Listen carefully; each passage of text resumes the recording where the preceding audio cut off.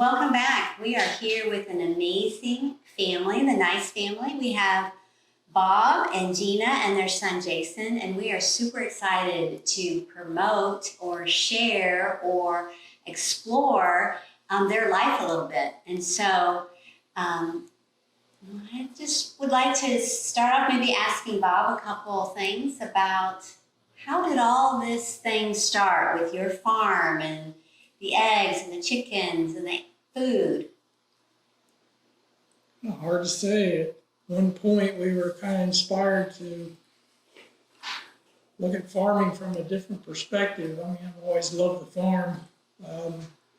It wasn't my full-time job, but we noticed that there were others that were doing something that caught our attention, and it was contrary to the industrial model that's, pretty much is the basis for our food supply right now. But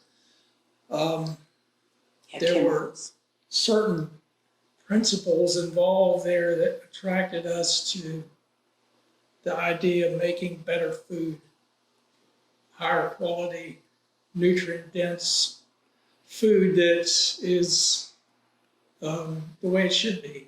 Yeah. Humanely raised and good for you. Yeah, and it's so important for your family, and I'm assuming you started it to do it for your family, and I know there's a story behind that, but that goes so in line with what we do here at the Nutrition Wellness Center, and having you here as clients as well as people that provide that exact thing for us as well. We want to share this with our community and encourage them, because maybe some people have the same thoughts in your head that they want to provide wellness for their family, and this might be something that actually will spur them on to start doing their own journey of farming and raising animals, like you said, in a humane way. So, Gina, you have a little different position or view of how all this got started. What do you have to say? So we lived in Williamsburg first part of our married life. What was that? 15 years, right?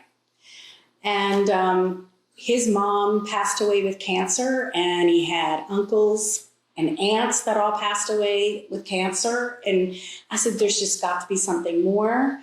And so I started looking at the food supply and the chemicals and everything that was in that. And I said, we need to change. So I changed to organic. And then I did more studying about the genetically modified stuff. And so we changed to that. And then we moved to the farm, or get out of the city, get the boys out. We have 4 sons. And we wanted to get them out so they can do what guys do in the woods and everything. And then we just kind of started building, and Bob came up with this farming in the way God intended to animals to live, the farm, the pasture, the grass, the bugs, instead of being confined in the conventional farming. And then our 4th one came along, and he was born with challenges of an inoperable brain tumor. And, and he still has challenges to this day, but what an amazing miracle. And so we said, okay, we're going to, along with his pediatrician, she was all for it. No chemicals, we just really focused on trying to give him the best food.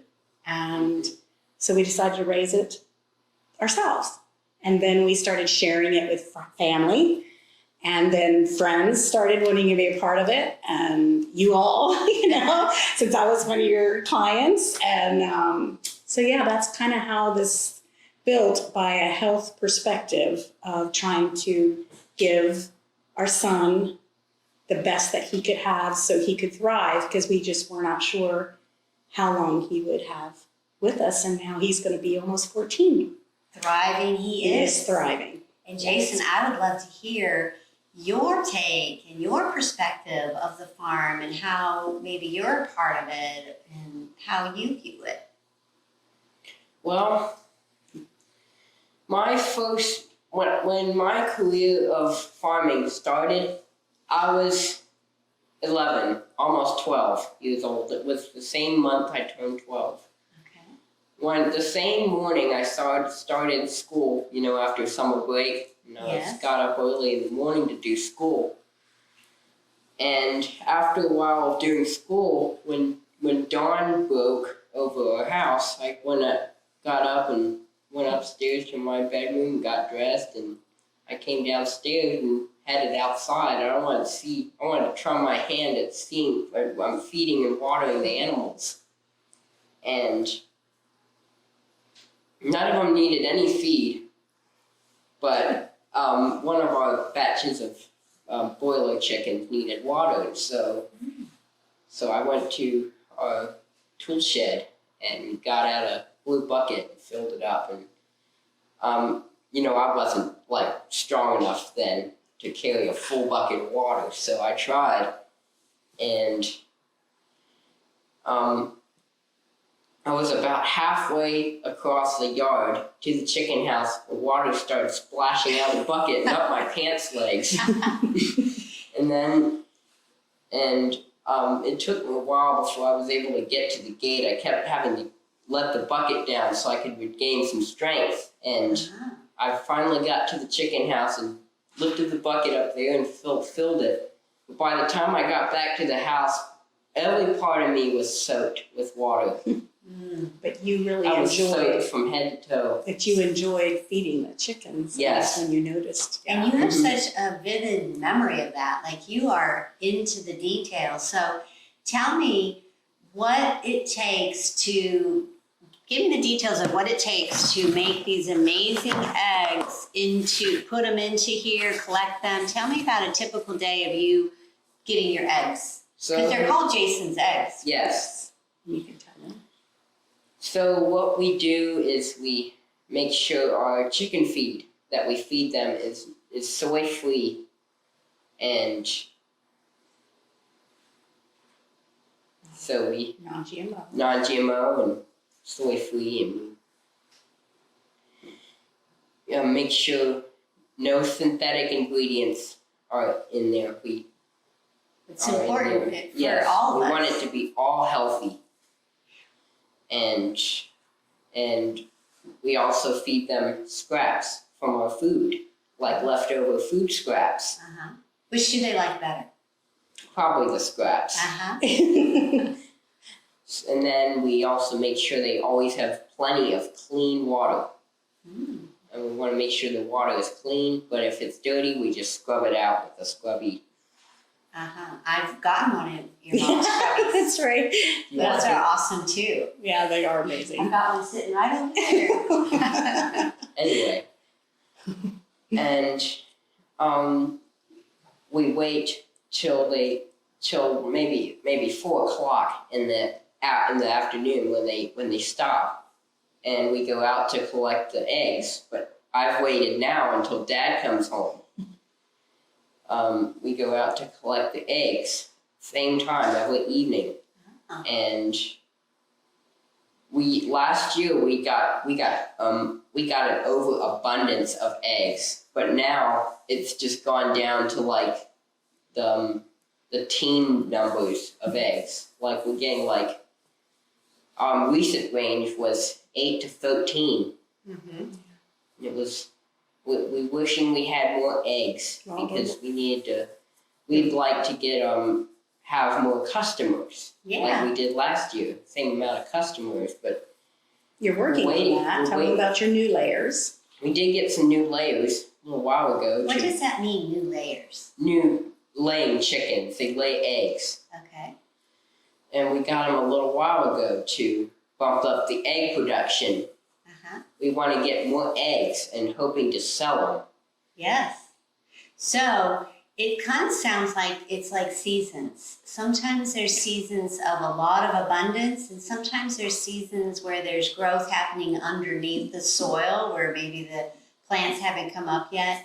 So seasons, it sounds like a slower season, but yet I believe, Jason, that just us having this conversation today might be readying the soil of those eggs to multiply, because I do believe there's going to be quite a few people that are interested in Jason's eggs. There are.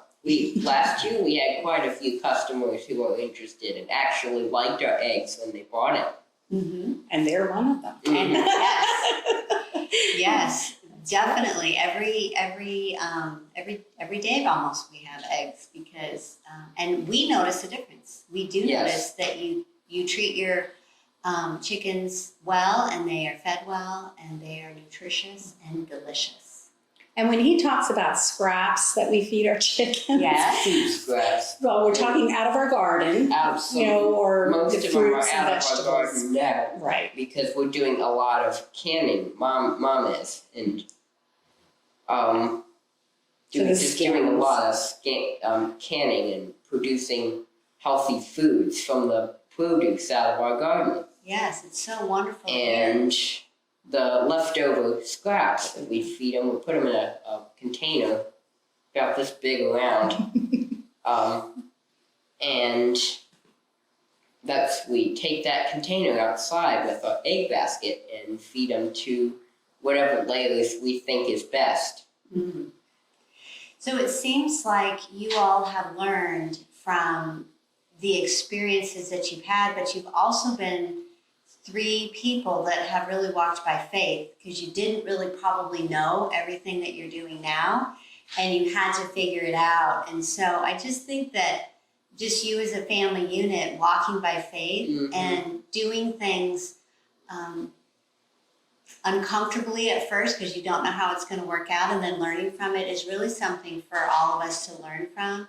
Of course, we get the benefit of all your trials and errors, but it's an important lesson that you're teaching our community, because I do believe farming and taking care of the land is a lost art. And by you doing this, I believe you're going to be encouraging and promoting it throughout our community, even if it's a small, we have a little square foot garden outside of our office door here. We have a couple square foot gardens at our home in the city, but anybody can do this, right? Exactly. Pretty much. Yeah. So, and you have chickens as well. Yeah. What do you call them? Broilers? Well, The meat birds are the broilers. We have broilers as well as laying birds. You can tell them, how you guys move them and stuff. Our broilers are kept on pasture from about 4 weeks. They come out of the brooder. And we have them in movable pens, anywhere from 25 to 50. And pens are roughly 10 by 12.